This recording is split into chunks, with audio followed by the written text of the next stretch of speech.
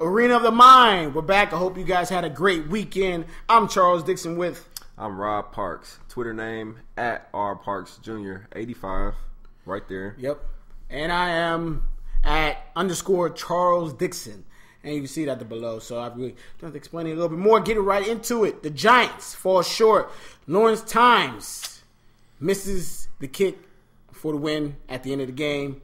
It was very as a fan of the game, I know if you were a Giants fan, you thought it was in. It was straight, but then it just... A little short. 54 yards, buddy. Man.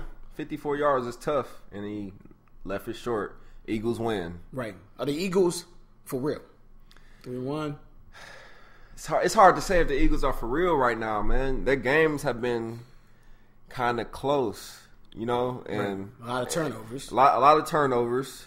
Yesterday, Vic was limiting his turnovers, finally. Right. And they're 3-1. So, you got to give them credit, first place in the NFC East. Mm-hmm. So, you got to give them credit. It's hard to say right now if they're for real. That was the fourth week of the season. Right. So, ask me that question in about 4 weeks from now. And then I'll jot that down. Make sure I do that. Make sure I do that. But the Eagles stick to that running game. The Eagles on Madden, though. The Eagles stick to that running game. I think they'll be all right. Jets get blown out by your boys. By 49ers. I already said that last week. Yeah. Is it Tebow time? Yes. Put him in. Just put him in. Mark Sanchez is garbage, man. He sucks. Put in Tim Tebow. What do you have to lose? I do agree that Tim Tebow is garbage, but I disagree with putting Tebow in. Wow. Mark Sanchez is the better QB. If you put Tebow in now, Mark Sanchez, who is a little emotional, will just be done for the rest of the year. Trade him. Trade him. Then trade him and trade him for what? I don't know. Trade him. Trade him and start Tim Tebow? Yeah. Oh, man. For one, they played the 49ers yesterday. You can't judge off of that. When they play like the Colts or something like that, and he does have a bad game, all right. That's a problem. They have the Texans next, so it's going to be another bad game for the Jets. So it doesn't matter. But I just don't see what can Tebow do that's better than he's not a better passer, but he can manage the game, keep it close, and kind of win it at the end like he used to do with the Broncos. Right. Like, they got a little bit of D. Who has a little bit of D? Well, not yesterday. They got torched. They're running. They have a running back that's a cornerback now. The Jets overall are just not looking good. Your Jets are a circus, man. And circus team. Another game that people were watching was just like, wow, this just happened in a matter of minutes. Was the Pats down 21-7, came back, scored 6 straight TDs in the second half. Thomas just knocked out the Bills. The Bills, y'all were looking so good, and somebody just switched the switch down to y'all being whack again and just sent y'all back to week 1. So, The Buffalo Bills stink. Tom Brady, in my opinion, is the best quarterback in the world. They were talking about that on First Take earlier they were. This morning. I personally disagree. I go with Aaron Rodgers but you can always go off of what systems you run to make a quarterback better. Alex Smith, he thrives in the system. Jim and Harbaugh pretty much puts together for the 49ers. So you can say Aaron Rodgers or Tom Brady. Obviously, right now, Tom Brady has 3 championships and Aaron only has 1. So yeah, if we're going to put it like that, yeah, Tom is better. Tom is just smooth, man, out there, man. Tom picks them apart. They were down, and he just came nonchalant. 4 people had 100 yards. 2 running backs and 2 wide receivers. First time. I mean proof is right there, man. Proof is right there. Tom gets it done. Both of them get it done. I like Aaron Rodgers, too, man. Right. He's no slouch at all. He gets it done, too. He got it done yesterday, too. Yeah. Who didn't get it done, quickly touch on, Cam Newton. Once again, at the end of the game, fumbles the ball. Not once again like he did it before, but he messed up at the end of the game. He can't finish games out. Fumbles the ball, 3rd and 1. Cam Newton, man. This guy blames himself. He should blame himself. He lost the game. And then you see Matt Ryan going crazy. Yes. If you look up the GIF with Matt Ryan, please look that up. It's fantastic. I would post it on my blog, but the things he says. No, I'll post it on your blog. But anywho, I don't think it was all Cam's fault. I mean, he did mess up with the fumble and thing, but that defense was just they on the 1. Matt Ryan was on the 1 yard line. Roddy White caught like I think a 60-yard pass or something like that over 2 cornerbacks were, if you're told, in Pee Wee, Pop Warner, to keep everything in front of you when the team doesn't have any timeouts. Mm-hmm. But for some odd reason, they didn't do it. I don't know. The Carolina Panthers, man, will never matter in life, ever. So it's cool. Cam is a good quarterback, but it's Carolina Panthers, man. I have hope in you, Cam. You can get it together. Good luck, Cam. Mentally. Got all that talent. You might want to talk to LeBron about that mental. Whenever you get that mental game together. All this. You need to win a game. Yeah, stop. You're not really Superman right now. Yeah. Saints. How many games you think they're going to win this season? 7. 7? Yeah. Wow, they already 0-4. They already 0-4. They might be able to string together 7 wins. This is a down year. Their coach is gone. Like I said in the last show, their coach is gone, man. Sean Payton's a genius. Mm-hmm. With him gone, that's a big hit to the morale of the team. The offense is not clicking. Right. The defense is definitely not clicking. They suck. Drew Brees is great. He's still putting up numbers. I mean, but where's his help at? What are they doing? Well, the only highlight of that game was Drew Brees tied Johnny Unitas for the most games with a touchdown in a row. So this is a good thing to look at. Mm-hmm. Drew Brees is always upbeat, talking about they're going in a positive direction when we all know they're not. Yeah. 0-4. Look on the bright side, though. The Saints, they could be sorry this year, get a good draft pick, and, they still have talent. Next year, they can come back strong. Sean Payton comes back, they come right back, be in the playoffs next year. That is good.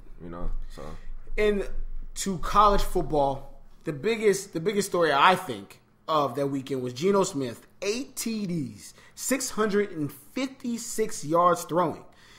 People were already doubting before that game, saying he shouldn't be in the Heisman or be the number 1 person for the Heisman race. But he proved all the doubters wrong that he is for real. He's for real. I've been telling everybody to look out for this kid. This kid threw 8 touchdowns in one game. The Madden. That was like playing Madden for real. Game. Not Madden, NCAA. And then his receivers numbers. I'm not sure the exact number. I think one receiver had 14 receptions, one had 13 receptions in one game on the same team. It was crazy. No defense being played at all by either team, by Baylor or West Virginia. A good old-fashioned shootout. Geno Smith, they play Texas this Saturday. If he does this against Texas, he's the front runner, definitely. He should, yeah. And they run the table for the rest of the season after this Texas game. He should win the Heisman. And I need to go and see, after this show, I need to check out and see who's my top 4 Heisman candidates. Okay. Yeah. But I'm going to save that for the next show. Wednesday, he's going to bring you his top 4 Heisman candidates. Your Buckeyes grind one out and beat Michigan State 17-16. Show a lot of heart, man. It was. I mean, didn't Braxton hurt himself during the game? Hurt himself, came back. Led his team down the field, but, Devin Smith with the game-winning touchdown. Right. Burnt that boy. Roasted him. I know you heard me screaming. Yeah. 17-16. We got it done. We're 5-0, man. Buckeyes. We can't go to the postseason this year, but we're for real, man. Next year, watch out, man. Oh, man. Watch out. That might be the first time I didn't make a face or anything like that because I guess they're starting to be for real. That was the game I was like, okay, I give Ohio State a little bit. I mean, it's the coach. It's the coach, man. I mean, Urban Meyer's nice. It's the coach. He's a good He's coach. A great coach. I have respect from Urban, but Ohio State. Yeah, but we're just going to move on. Georgia outlasts Tennessee 55-44. Another shootout. That was a good game. Another shootout. Georgia was up by, 14 points or more, I think, and they were able to hold on and beat Tennessee. And FSU beats University of South Florida 30-17, which should have been another blowout for FSU, but they, I guess... Yeah, I mean, it's cool. I mean, you got some games Take like a that. break. Look out for the Georgia Bulldogs and Florida State. Both of those teams are for real, in my opinion. Right. They might be right there in the thick of things at the end of the year. Georgia is 5. LSU is 4. Florida State is 3. Oregon is 2. And number 1 is Alabama. Correct. People doesn't even talk about Alabama anymore because you just know what happens when they play. Right. But we're going to be jumping to the Ryder Cup. So we're going to take a little break and then we're going to bring in one of our special guests to talk to us and explain exactly what happened this weekend and how the U.S. crumbled. Kevin Poniatoski. How did this spark the Europeans to come back, pretty much? Man, on Saturday during the, the foursomes, where they take best ball, They won the last 2 matches. Ian Poulter made some crazy putts at the end, and they had a potential to be down 6. Instead, after Saturday, they were down 4. Okay. They came out Sunday, won the first 5 matches, and it was just danger from there. That's it. We didn't make. U.S. was lipping out everywhere. I heard they were making Europeans were making 30 feet putts and things like that. I mean, I saw it happening. I just couldn't believe what was going on. I mean, that's only happened that big of a margin. 4 points only happened one other time, and that was the U.S. came back in '99 against Europe or something like that, and it's unbelievable when something. Who's to blame? Not really anyone to blame. I mean, Keegan Bradley was he was playing the number 1 player in the world, but he was the hottest player on the U.S. had. And Bryant just came off winning the PGA Tour, basically, and he just got demolished. He was down 6. He was 6 down after a few holes. So, I mean, it was embarrassing. The biggest shock of the whole Ryder Cup. Biggest shock. That comeback. I mean, I couldn't believe I think it was with 2 foursomes left, they were 0-9 on the matches that made it to 17-18. So whenever someone was on 17 or 18, U.S. lost. I mean, it's not going to get it done. No. It's not going to get it done. Did Davis Love III make the wrong captain picks? He didn't make awful ones, but Stricker was questionable, but he's the only one that Tiger could play with. So you got to play him, even though he sucked on Sunday too. And another one, Jim Furyk, I don't think should have been in it. I mean, he's been in 4 or 5 already, but there's no way he should have been in it because he just wasn't playing well. He should have took Hunter instead. And Jim Furyk was actually in one of the last groups, and he 3-putted on the 18th green, which isn't going to get it done. So, well, there it is with all the Ryder Cup news. Kevin, shout out your Twitter and everything. At KPON30, you'll see me again when the NBA season preview comes in. Right. Show these guys how to really NBA what's about some knowledge. Drop some knowledge. He just kind of mumbled a lot of that at the end. I did. But anywho, we'll be back in a second. Look at that view. Look at that. Go ahead. Yep. Bring it up the mind. This is Sunday, NFL Sunday. But we're about to go on a dip.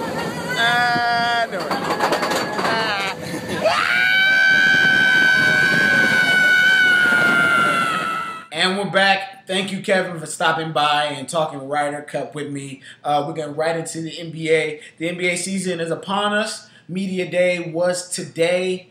And they're going to have training camp starting for all the teams this week. Mm-hmm. So I was going around checking what type of quotes I was hearing going on Media Day. You know, we got Woodson saying young teams don't win championships.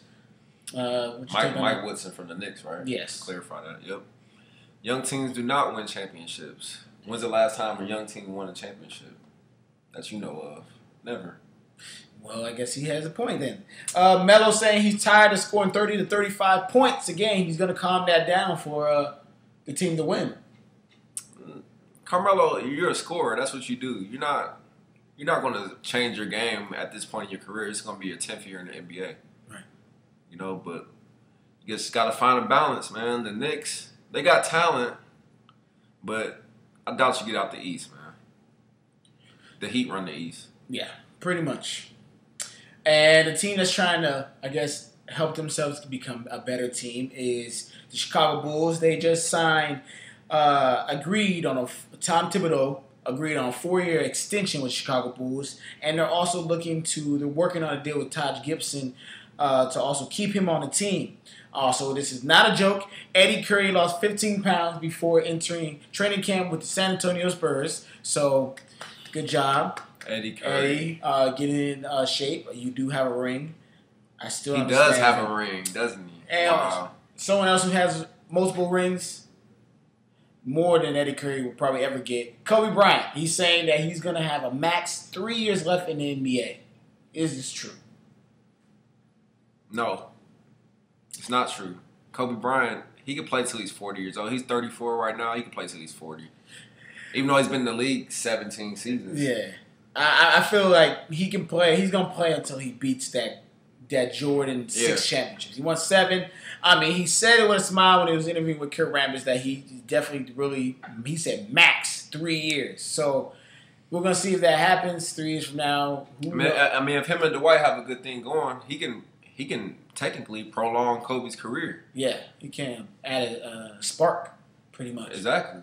Kobe's been carrying the Lakers on his back for years. Years, man. Since Shaq left. But like you just said, Kevin said in his Ryder Cup when we were talking about it, he will be joining us probably next week, week after that, breaking down each division before the NBA season starts October 30th. That is a Tuesday, if you want to look it up. Going into news that have nothing to do with sports, the BET Awards. You know, BET Awards. BET Hip Hop Awards. Source Awards, the Fish Fry, whatever you want to call it. No one really cares about the awards unless the ciphers. That's all I watch for. And the performances. I usually don't watch till after because they're on the internet and everything like that. Yeah. But the fight, why can't hip hop just not to begin no beefs? I mean, I guess. What's new?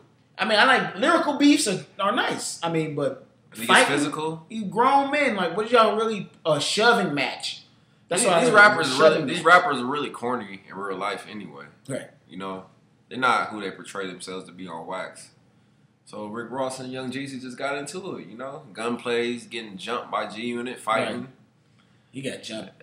He got jumped. It's on World. It's on World Star. What is it on World Star? Everything's on World Star. Some guy, some little kid. It sounded like a little kid or some young boy was taping it on his cell phone. Wow. Like, oh, this gunplay from MMG. Oh, that's him. But tonight, it's Monday. Monday Night Football, Cowboys, Bears. Yes, sir.